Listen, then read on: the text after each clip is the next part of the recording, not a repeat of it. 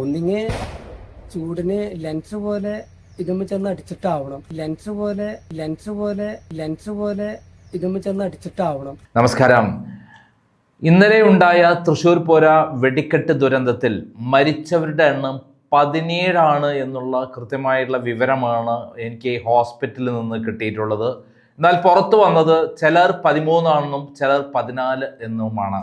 എന്നാൽ മൊത്തം മരണം ഏകദേശം 25 ഉണ്ടാകുമെന്നുള്ള വിവരമാണ് കൃത്യമായി പുറത്തു വന്നിരിക്കുന്നത്. അതായത് ഇനിയും 10 പേർ വളരെ ഗുരുതരാവസ്ഥയിലുണ്ടെന്നും അവരുടെയും കൂടെ മരണം രേഖപ്പെടുത്തുമ്പോൾ കൃത്യമായി 25 മരണങ്ങൾ ഉണ്ടാകുമെന്നുള്ള ഏകദേശം കണക്കൂട്ടലാണ് അധികൃതർക്കുള്ളത്.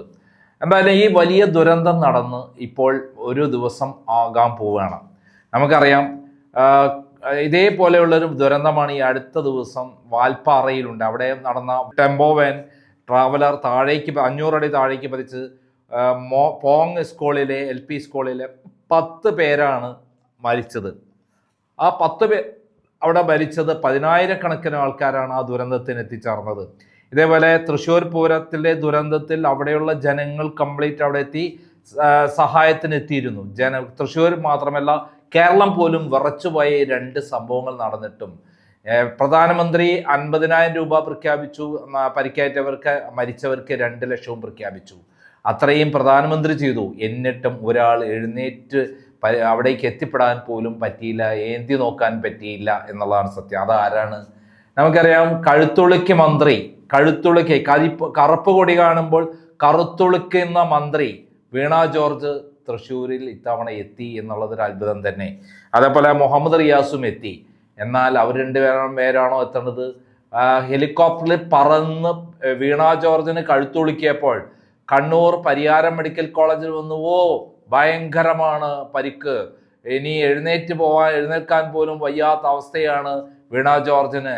മന്ത്രി വീണ ജോർജ് അത്രയും ഗുരുതരാവസ്ഥയിലാണ് എന്ന് പറഞ്ഞ് വലിയ പ്രശ്നമാക്കി മാറ്റിയ, കള്ളം പറഞ്ഞ് ജനങ്ങളെ പറ്റിച്ച, നിമിഷ നേരം കൊണ്ട് കണ്ണൂരിലെ പരിയാരം മെഡിക്കൽ കോളേജിലെത്തി മന്ത്രിയെ കാണാനെത്തിയ ഈ മുഖ്യമന്ത്രിക്ക് ഈ നിമിഷം വരെ ആയിട്ടും മുണ്ടത്തിക്കോടിലെ ദുരന്തത്തിൽ തിരുവമ്പാടി ക്ഷേത്രത്തിന്റെ മുണ്ടത്തിക്കോടുള്ള 5 ഏക്കർ സ്ഥലത്തുള്ള വെടിക്കോപ്പുകൾ സൂക്ഷിച്ച, പടക്കങ്ങൾ സൂക്ഷിച്ച ആ സ്ഥലത്തുണ്ടായ ദുരന്തത്തിൽ മരിച്ച ആളുകളെ കാണാൻ ഇന്ന് വരെ, ഈ നിമിഷം വരെ അവിടേക്ക് മുഖ്യമന്ത്രി തിരിഞ്ഞു നോക്കിയിട്ടില്ല എന്നുള്ളതാണ് സത്യം. എത്രമാത്രം ഭീകരനാണ് ഈ മുഖ്യമന്ത്രി എന്ന് ഇതിൽ നിന്ന് തന്നെ തിരിച്ചറിയാണ്. ഈ ദുരന്തമുണ്ടായത് വളരെ ദുരൂഹ സാഹചര്യത്തിലാണ് എന്നുള്ള വിവരങ്ങളാണ് പുറത്തു വരുന്നത്.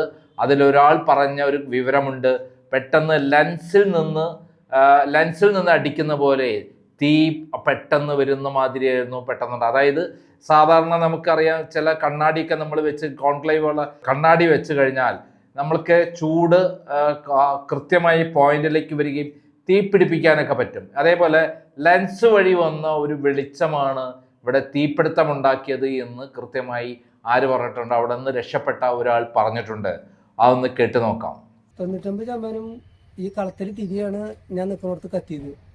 ഒന്നിങ്ങി ചൂടിന് ലെൻസ് പോലെ ഇതുമ്മ ചെന്ന് അടിച്ചിട്ടാവണം. കാരണം ഈ കടിമരുന്ന്, കാരണം ഇത് വെയിലത്ത് കിടന്ന് ഉണങ്ങണം. അതെന്തായാലും ഓൾറെഡി ചെയ്യണം. അപ്പൊ ഞാൻ നിൽക്കുന്നിടത്ത് ഈ പെട്ടെന്നൊരു തീ പോലെ വന്ന അടിച്ചതിന്റെ പേരാണ് ഞാൻ പറയുന്നത്. അത്ര മാത്രം. കണ്ടല്ലോ, പെട്ടെന്ന് വന്ന ലെൻസിൽ നിന്ന് വന്ന തീ എന്നാണ് പറഞ്ഞത്. അതിനർത്ഥം ആരോ ദൂരെ നിന്ന് ഈ ലെൻസ് ഉപയോഗിച്ച് ഇവിടേക്ക് ചൂടുണ്ടാക്കുകയും സൂര്യപ്രകാശം ശരിക്കും അത് ഇവിടേക്ക് പ്രതിഫലിപ്പിക്കുകയും അതുവഴി അപകടമുണ്ടാക്കി എന്ന് വേണം കരുതാൻ. പിണറായി വിജയന്റെ മകൻ ഇന്നലെ ഗുരുവായൂരിൽ വന്നപ്പോൾ വലിയ ചർച്ചയായിരുന്നു. ആ ചർച്ച വീണ്ടും കത്തിപ്പടരുമ്പോൾ അതില്ലാതാക്കേണ്ടത് പിണറായി വിജയന്റെ ആവശ്യമാണ് എന്ന് നമുക്കറിയാം. അപ്പോൾ നമ്മൾക്ക് ചിന്തിക്കാവുന്ന വഴികൾ വരികയാണ്. ഒരാളുടെ രക്ഷയ്ക്ക് വേണ്ടി, ഒരാളുടെ ഒരു കാര്യം ഇല്ലായ്മ ചെയ്യാൻ വേണ്ടി അതിനെ മറികടക്കാൻ വലിയ സ്ഫോടനങ്ങൾ ഉണ്ടാക്കി കഴിഞ്ഞാൽ ജനങ്ങളുടെ ശ്രദ്ധ മുഴുവൻ അതിലേക്ക് മാറും. പിണറായി വിജയന്റെ മകൻ രക്ഷപ്പെട്ടു, പിണറായി വിജയൻ രക്ഷപ്പെട്ടു, പാവപ്പെട്ട 17 പേർ അല്ല 25ഓളം പേർ മരിക്കുന്നു. അതോടുകൂടി തൃശ്ശൂർ പൂരം കലങ്ങുന്നു. തൃശ്ശൂർ പൂരം കഴിഞ്ഞ തവണ കലക്കുന്നതിൽ മുഖ്യ പങ്കുവഹിച്ച പിണറായി വിജയൻ ADGP അജിത് കുമാറിനെ ഉപയോഗിച്ചിട്ടായിരുന്നു കഴിഞ്ഞ തവണ അട്ടിമറികൾ സൃഷ്ടിച്ചത്. അവിടെ അവസാനം സുരേഷ് ഗോപിയെ ഇറക്കി അവിടുത്തെ ഏറ്റവും വലിയ ശക്തനായ ആൾ ഞാനാണ്, ഞാൻ വിചാരിച്ചാൽ ഈ പ്രശ്നങ്ങൾ തീരും എന്നുള്ളതാക്കി ആംബുലൻസിൽ വന്ന കഥ നമുക്കറിയാം.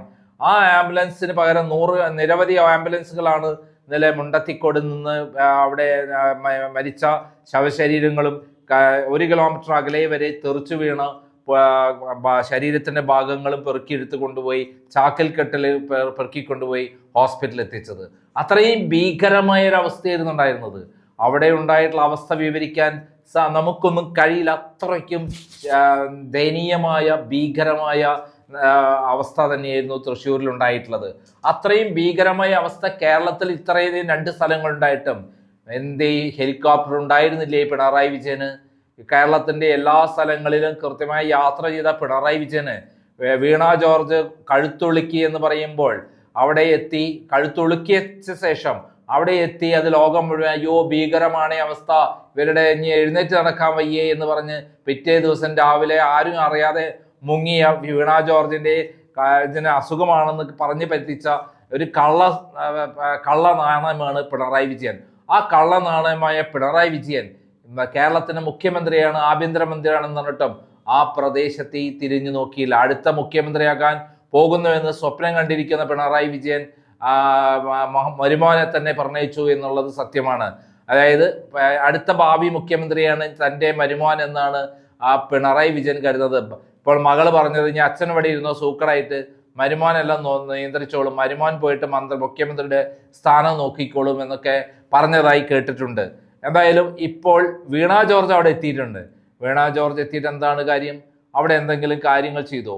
തിരുവനന്തപുരത്ത് AC റൂം കത്തിച്ചിട്ട് അവിടെ ഇപ്പോഴും ഒരു മറയുണ്ടാക്കി വെച്ചിരിക്കുകയാണ്. ആ പ്രദേശത്തെ തിരിഞ്ഞു നോക്കിയില്ല അവര്. എന്തായാലും ഇവിടെ വന്നു എന്നുള്ളത് നമുക്ക് ആശ്വാസം. ഒരു മുഖ്യമന്ത്രി കഴുത്തുളുക്കിയ മന്ത്രി ഇവിടെ എത്തി എന്നുള്ളത് നമുക്ക് ആശ്വസിക്കാം. എന്തായാലും തൃശ്ശൂരിലെ ഈ ഭീകരമായ സംഭവം തൃശ്ശൂർ പൂരം നടക്കുമോ ഇല്ലയോ എന്നുള്ളതിന് അടിവരയിടുകയാണ്. ഇത്തവണ തൃശ്ശൂർ പൂരം ഉണ്ടാകാൻ സാധ്യതയില്ല എന്നുള്ള വിവരമാണ് പുറത്തു വരുന്നത്. ചില ആളുകൾ പറയുന്നുണ്ട് എങ്ങനെയായാലും തൃശ്ശൂർ പൂരം നടക്കണമെന്നാണ്. എന്നാൽ ഇത്തവണ തൃശ്ശൂർ പൂരം നടത്തേണ്ട എന്നുള്ള തീരുമാനത്തിലേക്ക് ജനങ്ങൾ തീരുമാനിച്ചിരിക്കുന്നു എന്നുള്ളതാണ് സത്യം. ജനങ്ങൾ തീരുമാനിച്ചാലും പിണറായി വിജയനും അതേപോലെ സുരേഷ് ഗോപിക്കും ഇത്തരം ചടങ്ങുകൾ നടത്തിയില്ലേ പറ്റുള്ളൂ. പക്ഷെ ജനങ്ങളുടെ വികാരം മനസ്സിലാക്കാതെ തൃശ്ശൂർ പൂരം നടത്തി കഴിഞ്ഞാൽ അത് തൃശ്ശൂർ പൂരം തന്നെ കലങ്ങി പറയും എന്നുള്ളത്, അങ്ങനെ വരാനാണ് സാധ്യത എന്നുള്ളതാണ് തൃശ്ശൂർ എന്നുള്ള റിപ്പോർട്ട്. എന്തായാലും പാവപ്പെട്ട ആ തൊഴിലാളികളെ കൊന്ന ആ ഭീകരൻ ആരാണ് എന്ന് കൃത്യമായി മനസ്സിലാവും. ഒരാളാണ് എന്തായാലും ലെൻസ് ഉപയോഗിച്ച് അവിടേക്ക് തീ പടർത്തിയത് എന്നുള്ളത് നമുക്ക് ചിന്തിക്കാം. അത് അങ്ങനെയാണ് കാര്യങ്ങളുടെ കിടപ്പ്. ശരിയായ വിധത്തിൽ അന്വേഷിച്ചു കഴിഞ്ഞാൽ ഇതൊരു വലിയ അട്ടിമറിയാണെന്നും ആ അട്ടിമറി വലിയ ലക്ഷ്യത്തോടു കൂടി ആണ് ചെയ്തതെന്നും ചെറിയൊരു കാര്യത്തെ ഒരാളുടെ പേഴ്സണൽ കാര്യത്തെ മറയ്ക്കാൻ വേണ്ടിയിട്ടാണ് ഈ വലിയ ദുരന്തം സൃഷ്ടിച്ചത് എന്ന് വേണം നമുക്ക് ചിന്തിക്കാൻ. എന്തായാലും നമ്മുടെ ചിന്ത ഇന്നലെ ഉണ്ടായിട്ടുള്ള ഏക സംഭവം പിണറായി വിജയന്റെ മകൻ ഗുരുവായൂർ അമ്പലത്തിൽ യാത്ര വന്നപ്പോൾ അത് പകർത്തിയ അവിടുത്തെ ഫോട്ടോഗ്രാഫറെ മർദ്ദിച്ച കാര്യമാണ് വലിയ വാർത്തയായി മാറിയത്. പിണറായി വിജയന്റെ മകന് ഗുരുവായൂർ അമ്പലത്തിൽ പോയാൽ എന്താ പുളിക്കോ എന്നുള്ള പലരും ചോദിക്കുന്നുണ്ട്. തീർച്ചയായും പിണറായി വിജയന്റെ മകന് പോകാം, പക്ഷെ പരസ്യമായി പ്രഖ്യാപിക്കണം. ആണുങ്ങളെ പോലെ ഞാൻ അമ്പലത്തിൽ വന്നതാണ്, ഞാൻ ദൈവവിശ്വാസിയാണ്, അച്ഛൻ ജയിക്കണമെന്ന് കരുതി ഇവിടെ വന്നതാണ്, അച്ഛൻ ജയിക്കണേ എന്ന് പ്രാർത്ഥിക്കാൻ വന്നതാണ്, അല്ലെങ്കിൽ അച്ഛൻ ജയിച്ചില്ലെങ്കിൽ ഞങ്ങളെ ഒന്ന് അറസ്റ്റ് ചെയ്യരുതേ എന്ന് പറയാൻ വേണ്ടി വന്നതാണ് എന്ന് ആണത്തത്തോടു കൂടി എന്തുകൊണ്ടാണ് പറയാൻ പറ്റത്? എന്നും ഭീരുക്കളെ പോലെ എന്തിനാണ് ഇവർ ജീവിക്കുന്നത്? എന്തിനാണ് ഒളിച്ചും പതുങ്ങിയും ജീവിതകാലം വേണം കള്ളത്തരങ്ങൾ കാണിക്കുന്നത്?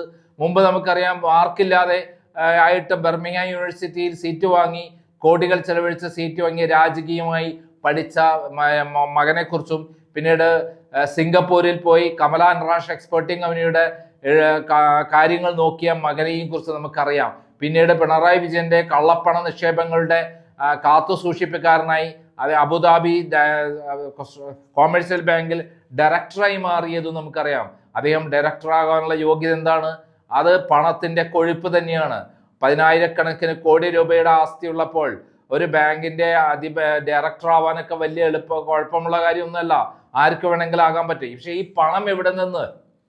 ഈ അന്വേഷണം ഇല്ലാതാക്കാൻ വേണ്ടിയിട്ടാണ് കേന്ദ്ര ഗവൺമെൻറ്റുമായിട്ട് പിണറായി വിജയൻ ധാരണയുള്ളത് പിണറായി വിജയൻ അതുകൊണ്ടാണ് കഴിഞ്ഞ 10 വർഷമായി കേന്ദ്ര ഗവൺമെൻറ് തൊടാതെ സൂക്ഷിക്കുന്നത്.